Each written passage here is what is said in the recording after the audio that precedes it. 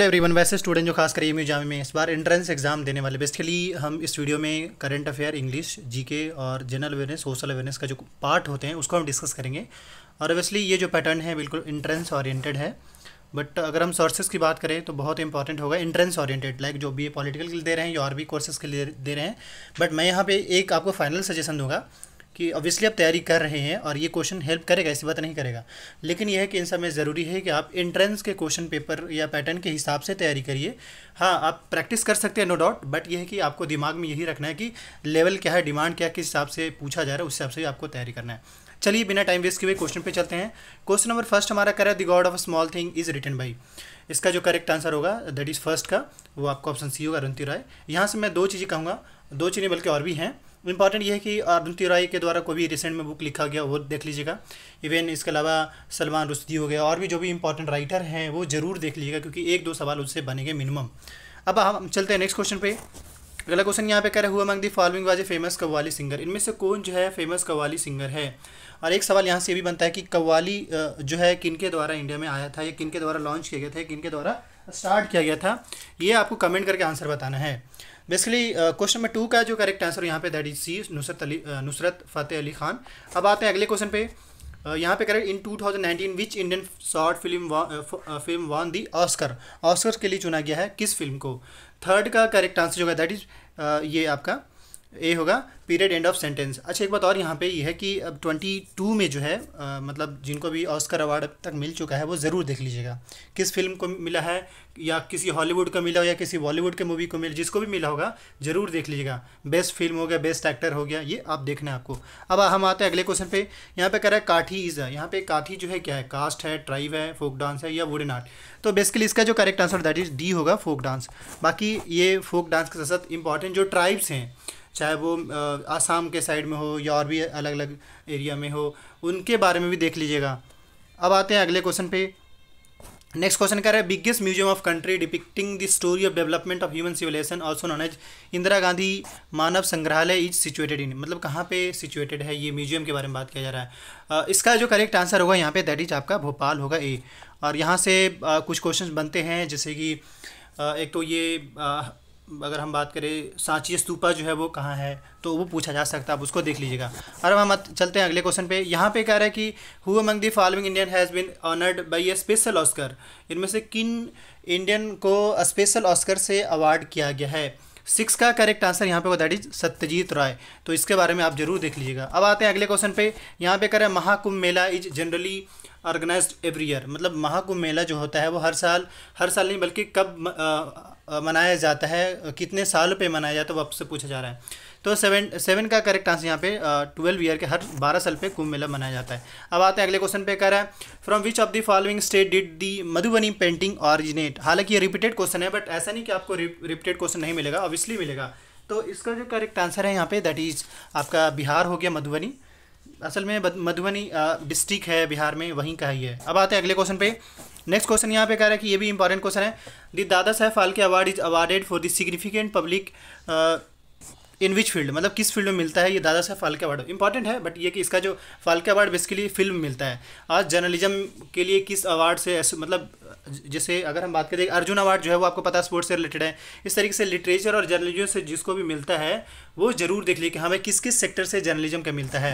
अब आते हैं अगले क्वेश्चन पे। यहाँ पे हमारा नेक्स्ट क्वेश्चन कह रहा है which of the following is not associated with painting. अब हालांकि ये सवाल पूछे जा सकते हैं या नहीं भी पूछा, क्योंकि ये तो पेंटिंग जो होता है ना वो फाइन आर्ट्स वाले स्टूडेंट उनका भी पूछा जाता है। तो इसका जो करेक्ट आंसर यहाँ पे दैट इज केएल सहगल जो है वो इसमें से पेंटिंग से एसोसिएटेड। एम.एफ. हुसैन तो है, इनको पिकासो ऑफ इंडिया के नाम से आई थिंक जाना जाता है, पैब्ली पिकासो सुने होंगे ना, उसके नाम से इनको जाना जाता है। अब आते हैं अगले क्वेश्चन पे। यहाँ पे कह रहे हैं कि R K. Laxman of India is known as. उनको किस नाम से जानते हैं। इसका जो करेक्ट आंसर है दैट इज कार्टूनिस्ट है। नेक्स्ट क्वेश्चन का world environment day is celebrated every year. आपको बताना है नेशनल वाटर डे कब मनाया जाता है, आपको कमेंट करना है नेशनल वाटर डे कब मनाया जाता है, आप कमेंट करिएगा। तो 12 का करेक्ट आंसर जो होगा यहाँ पे दैट इज 5 जून को होता है। नेक्स्ट क्वेश्चन पे आते हैं। यहाँ पे कह रहा है research from Indian institute team with a team from the university of Strathclyde in the UK to develop a low cost sensor to detect कोविड-19 इन वेस्ट वाटर। तो इनमें से वेस्ट वाटर, इनमें से मतलब हमारे देश की कौन से IITs है वो आपको बताना है जिनसे टाई अप किया है कि यूके के यूनिवर्सिटी ऑफ स्ट्रेथ क्लाइड के यूनिवर्सिटी से। तो 13 का करेक्ट आंसर जो होगा यहाँ पे डी होगा। इसके साथ ही ये जो आईआईटी या आईआईटी में जो टॉप रैंकर है, टॉप 1 में कौन है आपको वर्ल्ड के हिसाब से या देश के हिसाब से, वो जरूर देख लिए कौन सा यूनिवर्सिटी कौन सा आईआईटी टॉप पे है। अब आते हैं अगले क्वेश्चन पे कर recently which farmer IAS officer of UP यानी Uttar Pradesh cadre has been appoint. अच्छा यूपी से नहीं पूछा जा रहा बल्कि उत्तर प्रदेश कैडर से हैं। Has been appointed as election commissioner, उनको इलेक्शन कमिश्नर अपॉइंट किया गया किस आईएएस ऑफिसर को, जो कि यूपी कैडर्स थे।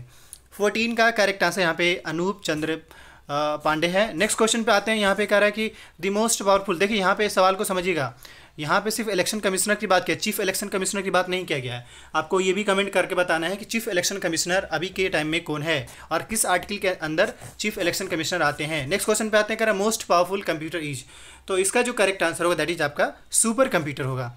और अब हम आते हैं नेक्स्ट क्वेश्चन पे। अगला क्वेश्चन यहाँ पे कह रहा है कि computer use dash language to process data. 16 का करेक्ट आंसर, ये असल में ये हमेशा जो भी है ना बाइनरी नंबर को लेते हैं और बाइनरी में जो होता है वो 0 और आई थिंक 1 मेरे ख्याल से, इसके अलावा वो किसी नंबर को नहीं जानता है, तो मेरे ख्याल से 0 को ही वो कंसिडर करते हैं। मतलब ये कि जब उनको टाइपिंग हम लोग करते हैं ना 1 2 3 अलग बात, हम लोग यहाँ से टाइपिंग करते हैं, लेकिन असल में वो कंप्यूटर जो होता है वो 0 को कंसिडर करता है उस चीज़ को, और 0 के लैंग्वेज में वो अपने आप को प्रोसेस करके आपको रिस्पॉन्ड करता है। अब आते हैं नेक्स्ट क्वेश्चन पे। यहाँ पे अगला क्वेश्चन कर रहा है the elephant are the most majestic animal dash the mammals. 17 का करेक्ट आंसर यहाँ पे डी होगा, अमंग होगा इनमें से। अब आते हैं नेक्स्ट क्वेश्चन पे। नेक्स्ट क्वेश्चन कर रहा है an optimist think that all the dash with well with the world, मतलब ऑप्टिमिस्ट ऐसा सोचते हैं कि वो उसके हिसाब से सारी चीज़ अच्छा है, तो इसका जो करेक्ट आंसर होगा यहाँ पे दैट इज ईज होगा, यहाँ पे इज वेल। और अब आते हैं नेक्स्ट क्वेश्चन पे। यहाँ पे कह रहा है कि a piece of art made up of paper cutting is known as, इसका जो करेक्ट आंसर होगा दैट इज कॉलेज होगा, ए कॉलेज नहीं कॉलेज है। नेक्स्ट क्वेश्चन पे आ रहा है where the J school of art is located. 20 का करेक्ट आंसर यहाँ पे ये होगा मुंबई। हालांकि ये उतना इंपॉर्टेंट नहीं है, किन के लिए नहीं इंपॉर्टेंट उतना, मतलब ये वाला क्वेश्चन जो पॉलिटिकल के लिए बीएड वगैरह के लिए दे रहे हैं ये, क्योंकि ये एरिया देखा जाता है ना, जैसे कभी कभी इसलिए मैंने कहा था कि आपको ये चेक करना है कि हाँ भाई आप दे रहे हैं किसके लिए, तो उस हिसाब से आपको चलना है, ऐसा नहीं कि कुछ भी आप देख लिए कुछ भी कर ले, ये चीज़ें हैं। बाकी यहाँ पे और भी कुछ सजेशन देंगे यहाँ पे। एक तो ये है कि जो भी जिस भी एंट्रेंस के लिए जिस भी पेपर के लिए वो तैयारी कर रहे हैं उनके लिए ज़रूरी है कि वो उस हिसाब से तैयारी करें। बाकी जैसे अभी कुछ जिस मैं इसलिए भी आपको जनरल अवेयरनेस, सोशल अवेयरनेस और करंट अफेयर ये सब को ही देख रहा हूँ या उसके बारे में ही बता रहे हैं, लेकिन आपको इस पर टिकना नहीं है। मतलब ये कि आप अपने क्वेश्चन के हिसाब से चलना है। अब जैसे कि पॉलिटिकल में क्या होता है कि ज़्यादा डीप नहीं पूछता है, बट ज्योग्राफी में थोड़ा बहुत देखा जाता है, लेकिन अगर बीएड की बात कर ले तो उसमें डीप पूछता है, तो आपको उस हिसाब से चलना पड़ेगा। मतलब जैसा आपको क्वेश्चन पूछ रहा है, अगर जिस भी स्टूडेंट्स को क्वेश्चन पेपर चाहिए, वीडियो के डिस्क्रिप्शन बॉक्स में इंस्टाग्राम का लिंक है, मुझे मैसेज कर सकते हैं, वहाँ पर उनको प्रोवाइड करा दिया जाएगा। और बाकी यही कि आने वाले जो भी अपडेट आता है उसको लेकर अपडेटेड रहिए। साथ ही अभी के टाइम में आपको एमसीक्यू का प्रैक्टिस सबसे ज़्यादा से ज़्यादा करना है, चाहे वो यूट्यूब का वीडियोज़ हो या वेबसाइट हो या और भी चीज़ें हो, आपको एमसीक्यू जितना ज़्यादा से ज़्यादा लगाना है, क्योंकि वही चीज़ें आपका वहाँ एमसीक्यू पूछने वाला होगा। हाँ ऑब्वियसली ऐसा लग रहा होगा कि हाँ भाई शायद दिक्कत हो नहीं हो पाए, ऐसा कुछ नहीं है, आप अच्छे से करिए, हो जाएगा। बाकी आने वाले जो भी अपडेट आता है उसको लेकर अपडेटेड रहने के लिए चैनल को सब्सक्राइब कर लीजिए।